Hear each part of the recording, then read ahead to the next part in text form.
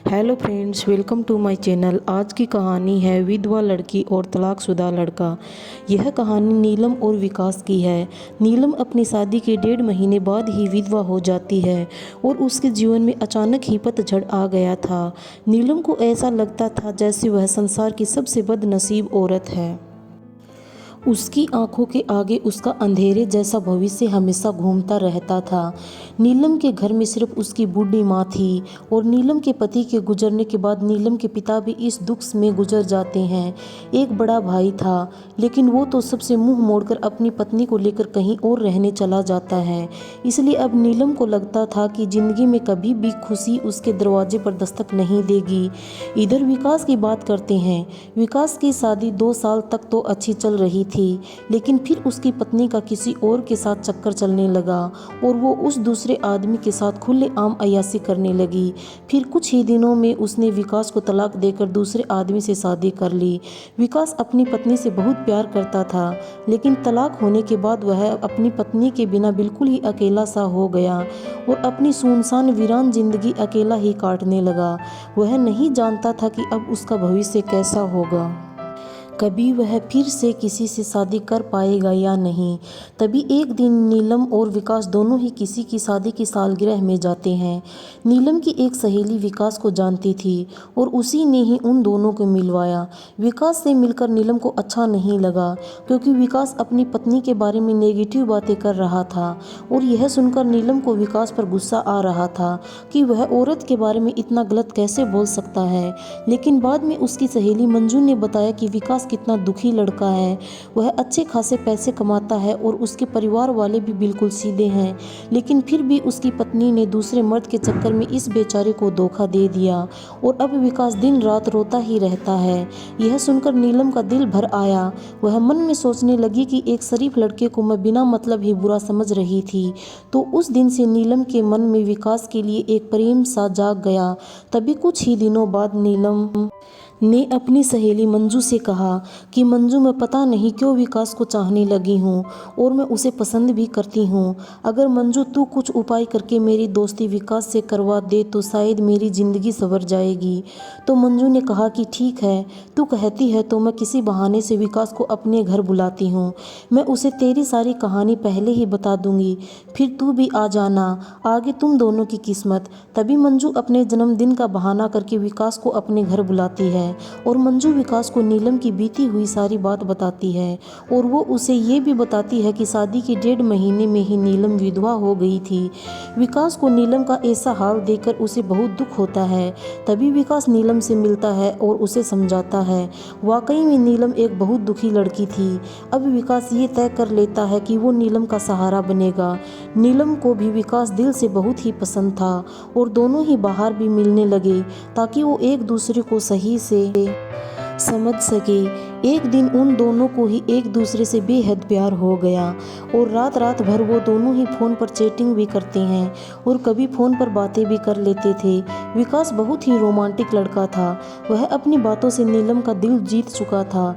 नीलम को भी विकास के मुंह से अपनी तारीफ सुनना बहुत ही अच्छा लगता था। दोनों ही हर रविवार को मिलते थे, पार्क में घूमने जाते थे और कभी कभी रात को होटल में डिनर करने भी चले जाते थे। तभी एक दिन नीलम विकास को अपने साथ अपने घर ले गई और उसे अपनी माँ से मिलवाया। विकास ने जब नीलम की माँ के पाँव छुए तो नीलम की माँ रोने लगी और विकास का हाथ पकड़कर कहने लगी कि बेटा, मेरी बेटी का सहारा जरूर बनना और उसका साथ कभी भी मत छोड़ना। मेरे सिवा इसका कोई भी नहीं है। अब मेरा भी कोई पता नहीं कब तक भगवान का बुलावा आ जाए। अगर मैं मर गई तो मेरी जवान लड़की का क्या होगा। ये सुनकर विकास की भी आंखों में आंसू आ गए और नीलम भी खूब रोने लगी। तभी विकास ने कहा कि माँ जी, आप बिल्कुल चिंता न करें। नीलम का मैं मरते दम तक साथ नहीं छोड़ूंगा और आपको भी कुछ नहीं होगा और आपकी बेटी का मैं ज़िंदगी भर ही ख्याल रखूंगा। ये सुनकर नीलम की माँ और नीलम को बहुत ही अच्छा लगा और नीलम विकास का हाथ अपने गालों पर लगाकर रोती है। तभी एक दिन दोनों ही पार्क में बैठे थे तो नीलम ने कहा कि विकास, तुम अपने घर वालों से मुझको कब मिलवाओगे। विकास ने बात टाल दी और उससे प्यार भरी बातें करने लगा और कहा, नीलम, मैं तुम्हारे बिल्कुल नज़दीक आना चाहता हूँ, बोलो तुम मुझे अपने करीब कब आने दोगी। लेकिन नीलम विकास को अपने करीब आने से मना करती है, मगर फिर भी थोड़ा बहुत वो दोनों प्यार ही कर लेते हैं। तभी नीलम की सहेली मंजू ने नीलम के कान भरना शुरू कर दिए। उसने कहा कि नीलम, लड़कों पर इतना जल्दी भरोसा मत करो, तू तो सीधी सादी है, विकास को अपनी माँ से भी मिला दी, लेकिन विकास ने तुझे किसी से नहीं मिलवाया। कहीं ऐसा न हो कि वो तुझे इस्तेमाल करके न छोड़ दे। यह सुनकर नीलम के कान खड़े हो गए और वह सोचने लगी कि कहीं विकास मुझे धोखा तो नहीं दे रहा। उधर विकास ये सोच रहा था कि मैं नीलम को अपने घर कैसे लेकर आऊं। मेरा घर बिल्कुल छोटा सा है और मैं उसे भी नहीं बताऊंगा। उसके लिए मैंने एक घर बुक कर लिया है और 50,000 जमा भी करवा दिए हैं और बाकी की बैंक में किस्त बनवा लूँगा। 1 महीने बाद विकास का जन्मदिन था। विकास ने सोचा मेरे जन्मदिन पर ही नीलम को सरप्राइज दूंगा और तभी नीलम और उसकी माँ को भी घर बुला लूँगा। उसी दिन नीलम से शादी की सारी बात करके उसे सगाई की रिंग भी पहना दूंगा, क्योंकि नीलम के परिवार में और कोई नहीं है, इसलिए सारा कार्यक्रम नीलम और उसकी माँ के सामने ही हो जाएगा। अगले दिन नीलम को विकास फ़ोन करती है और गुस्से में कहती है कि तुम अपने घर वालों से मुझे कब मिलवाओगे। विकास फिर से बात को टालते हुए बात को पलट देता है। अब नीलम का शक और भी बढ़ जाता है। तभी नीलम विकास से कहती है, तुम्हारे बैंक में कितने पैसे हैं, मुझे अपना बैंक बैलेंस दिखाओ। लेकिन विकास ने बैंक बैलेंस दिखाने की बात भी टाल दी, क्योंकि सभी पैसे उसने मकान के बयाने में दे दिए थे और उसके अकाउंट में यही कोई 8-10 हज़ार ही पड़े थे। नीलम का शक अब बढ़ता ही जा रहा था और वो सोच लेती है कि विकास वाकई में मेरा इस्तेमाल कर रहा है और वो मुझसे शादी भी नहीं करेगा। इसलिए नीलम विकास का फ़ोन तक उठाना बंद कर देती है। इधर विकास एंगेजमेंट की सारी तैयारी कर चुका था। बातों ही बातों में उसने नीलम की अंगूठी का भी नाप ले लिया था और नीलम को इसका पता भी नहीं चला था। विकास ने नीलम की तरफ से खुद की भी अंगूठी बनवा ली थी, ताकि नीलम की माँ का कोई भी खर्चा न हो सके। विकास ने किसी से थोड़ा कर्ज लेकर नीलम के लिए साड़ी और उसका सारा सामान खरीद लिया था और उसकी माँ के लिए भी एक सुंदर साड़ी खरीद ली। अब विकास ने सबको यह कह दिया कि मेरे जन्मदिन वाली रात को मेरी सगाई नीलम से है और उसके घर में भी उसने सबको बता दिया था। सारी तैयारी हो चुकी थी। तभी एक दिन विकास ने नीलम को 3 बार कॉल किया, मगर नीलम ने उसका फ़ोन गुस्से में उठाया और कहा कि क्या बात है, जल्दी कहो। तो विकास ने कहा, कल शाम को 5 बजे तुम और तुम्हारी माँ को मैं लेने आ रहा हूँ। तो नीलम ने कहा कि मुझे कहीं भी नहीं जाना। तो विकास ने कहा कि नीलम, कल मेरा जन्मदिन है।